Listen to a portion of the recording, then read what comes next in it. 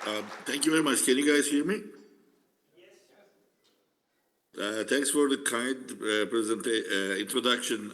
This only says that I'm old. You know, there's so many things done, so that's the only thing.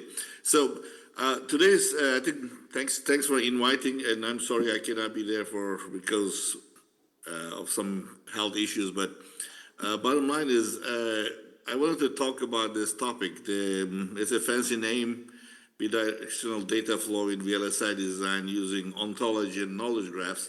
The idea is that this is kind of a position paper. So I'm hoping that I will convince that eventually we will go there and then that will solve some of our problems. So having said that, what are these? So there's a little agenda, so I'll try to put a problem statement. Hopefully I will show maybe a simple example and then go into a bit more details. And then eventually I'll convince you and then everybody will follow this thing. Joke aside, I think we are all knowing the problems that we are having in general sense. One of them is we have a pretty weak pre-layout, post-layout correlation. I think this group is expert on these type of things. They know the whole ins and out of it. I'm not going to go details. There's also very well understood the silo issue.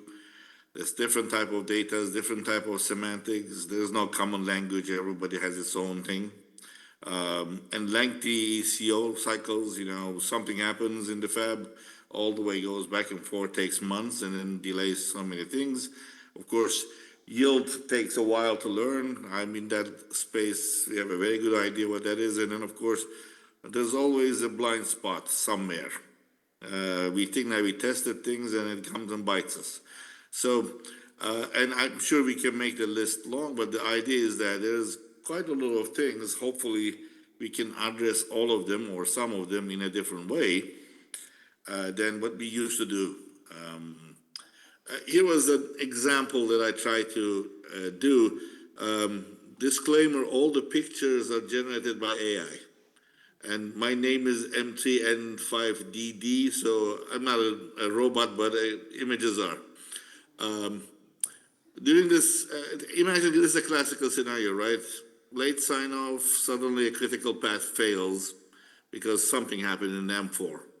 And then we said, okay, if we had a flow where it could go from the path to net to layouts and then find out that, oops, there is a recurring DFM hotspot. And then map these things through an ontology, we will discuss what they are, to the pattern, to the specific spacing density rules in the design, and the flow automatically says, okay, here we go, I'm going to insert some buffers, add some spacing constraints, and then update the DFM guidance in that specific reason, and create a test that will test these type of things. That will be awesome. And that will save quite a lot of ECO times, quite a lot of headaches, and then there will be a learning there that we can use again. So this is kind of the motivation that people were looking at it. I said, I'm not the only guy thinking about it. It has been taught many, many years. And there was quite a lot of work and quite a lot of these things been done. And I'm sure there are people over there did the work. I know a couple of them over there. So what we said is, okay, why don't we just use graphs for some time? And then we used it. It's useful. But at the end of the day, it's just specifically for like place and routes and then certain type of circuitries, but doesn't have the semantic ontology. I'll come to that one. These are fancy words, but I will clarify this thing. There's other groups like in the domains that I was interested in, like manufacturing ontologies are there. So factories try to do something, but they're not aligning with the PDKs. They do for their own thing. And then yield kind of did the knowledge graphs and then rarely connect back to design. So you're getting the picture. Equipment guys did something, and there are several universities. I'm sure Drexel is there, Arizona is there, a couple other universities. They did all these nice work, but they're lack of full domain ontology, meaning that things doesn't talk to each other very well. So There were successes. There's lots of graph accelerations in EDA, and then all these things help here and there. But still, we don't have like something like this one. Like RTL talks to PDK and understands what's happening, and then picks a design accordingly. It's just mapping after mapping after mapping, and if you're lucky, you get something. So there is no communication. And one of the issues is, of course, there's limited information transfer, limited benchmarks, and of course, there are other issues that are operational. I think it's important also. But these gaps are there. However, there's some hope, and in the last couple of years, it's becoming more and more interesting. As I said, the problems are very clear. I think this has been known. Flows changes quite a lot. Cadence and Synopsys flows are different. Amanta's flow is different also. PDKs are proprietary. There's no commonality there. Yield data is just not there. No unified representation. So these are all known. But there's a couple of things that are coming up. As I said, in the last couple of years, gives us the hope that maybe we can put them all together under some umbrella, and that will just give us the things that we want. So what does that will do to us? I think I want to go deeper a little bit and then hopefully convince that since these are all good things, we should do it. Definitely semantic unification, meaning that when I say, this was a classical case, when I say net, what does it mean in RTL or place and route or manufacturing or testing? They don't mean the same thing. Today, there's no unified idea there. And the second is, we cannot automatically reason about it. The data is there. Either we have some tools try to reason about it, but it's not automatically discovering things. Definitely, it will improve the timing and predictability. We'll see how we can do it.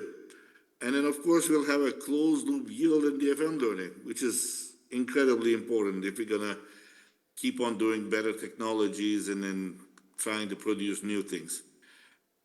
The last, another one is actually ML-driven optimization will have now explainability. Everybody here knows, worked on it for 10 years, that they do a great job, but we cannot ask a question, why did you do that? The question with this one, we can ask these questions and learn. And then, of course, there's lots of cross-domain integration, that's clear. And this is the last one is going to be interesting, the interoperability of AI-driven EDA flows, which is future-proof that I will discuss like how it can actually identify some problems. So these are really big advantages. So let's go a little detail. All these different things, ontology, and main thing ontology is at the end of the day creates a machine interpretable schema, meaning that all these things eventually make sense. And knowledge graph is like, think about it as a instantiation of it. So this keeps the relations. The other one says that what are the things that we have and what are the relations that we have, and then KG says that, okay, here are the ones actually happening there.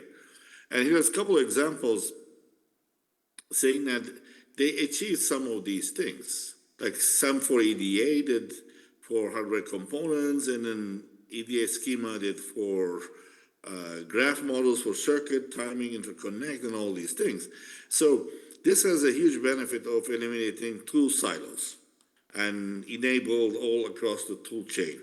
So this is critical if we're going to just have, and while we are designing RTL, or we can talk to the place and route tool and then learn from its experience, and also talk to manufacturing and learn from their experience. Imagine these are not actual data, these are experiences. So these are semantic information we're talking about. Second thing we can do is actually automatic reasoning, rule checking, and design manufacturing co-optimization, because now that we have connections, ontologies can formalize rules. Today, rule is something in the tools space. There's no, although we use terms like spacing, enclosure, density, they are not formalized. It means many things to many tools. So you can formalize, and now they can talk about each other. And also, you can infer violations before it's happening, and then you can show that thing. And here's another example. Said SparkQL is like a database that you can use on ontology, so you can ask the questions, and then I'll show you a couple of questions that you can ask. They're high-level questions, and you can answer them. This is, of course, critical: early error detection, less surprises, and automatic propagation of constraints. Like, for example, if I say that don't put analog next to the digital, now that should turn into something in some other tools. If the connection is there, it will understand what analog is, what digital is, and then start moving on and ask these questions. And you can ask the question back: what's the closest analog device to the digital, high frequency digital? It will answer that question also. So this is, I think, pretty clear. But since all these closure tools, they appear in different stages, but they're not fully integrated. In some cases, they'll work, as I said, but it's not like as smooth as we want. But we can create these links going from net to paths, the layers, rules, all the way to the yield. And you can ask these questions up front, saying that if I do this critical path, will it yield? And it will answer you no, yes, no, whatever it is. So that gives you this chance of improving this correlation that I was saying, that whatever you think as a model versus whatever the experience has happened producing these type of things changes the behavior very easily, saying that, we thought it was working like that, the model predicted like that, but actually in reality it didn't happen. So that will allow you to do those type of things also. So, and this is, of course, pretty obvious to me also. Like, knowledge graphs can connect like fab level data, whatever the defect types, wafer bins, all these details, kind of closed loop learning. So this is critical because this will map some patterns to defect yields, which means that you can do DFM rule changes. We even experimented with these things and we found very interesting things. We built a prototype like that, and then we asked this question: what will be the impact of the area if you solve this specific problem versus what will be the cost benefit that we will get out of that thing? And since you form this ontology and knowledge graphs, it answered to us saying that yes, you can lose 1% of area, your cost will be this, but your yield improves that much, so that you will just benefit out of it. So you can just do this proactive DFM rule discussions there, which is very valuable while you're designing something. This is, I think, is more critical in my view, that since we have now structured data and then they understand their relations, these models will become more accurate because ML models will now have different contexts. And I'm just showing one example. A group did some for EDA. They use this method KG idea and then reduce the power and temperature. So what this means is that since I know the context, and then quite a lot of people I'm sure working with LLMs, the better the context is, better the results are. And then there's no exception here. It's the same story. And since it's context aware, what is context aware? Meaning that this is more important than the other, this is how it has supposed to work, and things like that, it will have a chance to do better decisions and doesn't rely on the data, rely on the relations there. So you don't have to wait too much data to get accurate. You can actually use this information to get accurate. And this is also the fun portion of the things, because management versioning is really interesting problem that we always kick it out. But with these things, we can actually track these things, design changes, rule updates, all these things. Because now that we have connections, if something triggers, think about it like a domino effect happens, and then it checks and checks and checks and checks what will happen. We did an experiment on that one also, just said, okay, what if I just change my transistor width or height to this one. He just went through all these bits and pieces and then tell us what will be the power impact, area impact, all these type of things. So today we cannot ask these questions. Well, when you connected these things, this type of things happen. So this is yet another big advantage, that it's not obvious in when you connect pieces, but then it becomes pretty possible when you have ontology and knowledge-based systems there. And this is the other portion, which data becomes more reusable, right? One of the things that we said that we don't have enough data, now here's a chance to actually make reusable data from different teams, different ways, because I don't need to get the data. If I get the relations of the data, I can produce synthetic data or similar data. So that way we can break the thing is that I cannot give you my data. If you give me the relation, I can regenerate it. So, or generate enough data for these purposes. So that's a very interesting possibility also. Having said that, I mentioned about this ontology and knowledge graph quite a lot, and I just wanted to give it for those who don't know what these terms means usually, especially in computer science. Ontology, think about like the database schema. You said what kind of tables and relations you have, and knowledge graphs are actually concrete instances of it, saying that I have this, I have that, and these are how they are connected, these are the numbers. So in that respect, gives you a semantic level, not data level, connectivity is all these bits and pieces, so that you can now ask questions and then actually do automation out of that one. Here's kind of an example. It's kind of a little drawing. You know, RP blocks have some RTL designs. They have constraints. They have verification. Meanwhile, you know, power domains has physical designs, and then DFM rules, yield in manufacturing. Now, if you have this graph, that means now I can walk through this graph and ask these questions, say that how many power domains exist in our IP, or vice versa, how many IPs exist in the power drive has a low yield. So this kind of information you can quickly gather and then try to understand these relations. So if you know IP blocks characteristics, suddenly you can relate to the yield data or manufacturing data. Just a bit of an, I think, separation we need. Semantic queries, as I said, is not like database queries. As I said, we make the relation. For databases, the tables, rows, and everything has to be there, and its inherent understanding is different. Whereas what we're working on here is, or at least this is the idea, is the meaning and relationships. And you can traverse also these knowledge graphs. It's not like retrieving data. Retrieving data is if the joints, meaning that you can only do this and that combo in databases. You cannot infer things, whereas in these graphs you can infer things, find missing pieces, infer things. And it supports reasonings. I said databases support filtering and joining, like take this data, give me the subset, or mix it and give something to you. Here in this one, you can ask this question like, find equivalent patterns under density rules.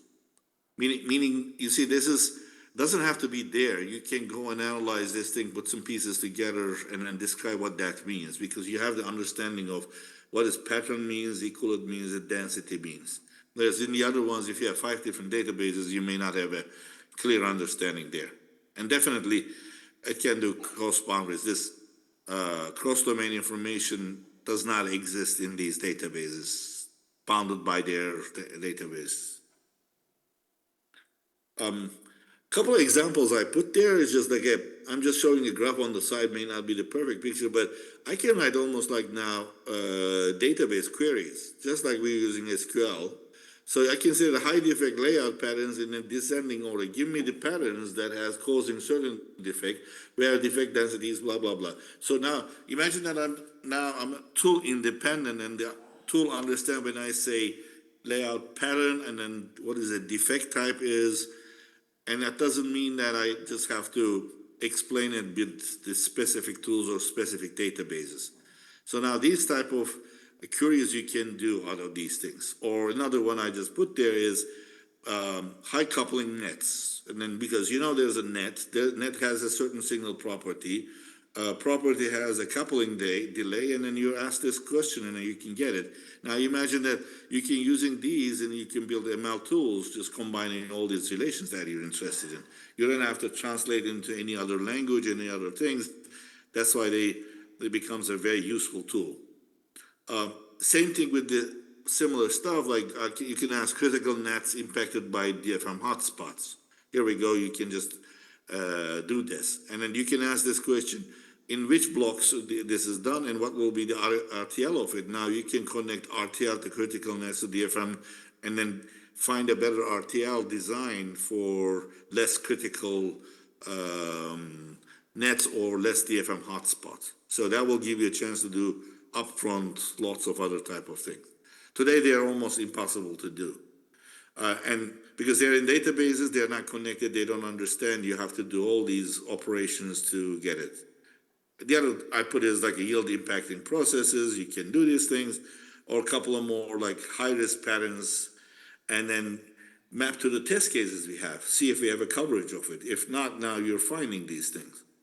And like another one was adaptive testing, saying that, look, find these defect types in that wafer related to certain patterns and link to the test cases. So if we see if we can have enough coverage over these things, then it can be adaptively say find those and automatically add those tests. And it could be added on any testing level. So okay, so it's all good stuff, and I believe everybody believed in me and then said yes, we should do this. There's still implementation details, right? So somebody has to do it. Ontology covering all of these things. I know there are some works that different groups are doing, and that might become a reality pretty soon. This ETL thing is that eventually somebody has to write these pipes that we get all this information converted into the systems we have. That's a well understood thing in AI world, so something is there. Of course, we have to expose APIs and all these things so that people can put them together. And the last one is, of course, how are we gonna version these ontologies, make sure everything is working and validating all that thing. And that is, of course, a human activity. So we cannot automate all of it. So the models, ETLs, APIs, we can automate, but governance still humans need it there. So this is my last page. I'll stop here. I gave you guys tons of information. I hope I convinced you guys, and I'll stop here and wait for questions. Thank you for the inspiring talk. So now we can take some questions.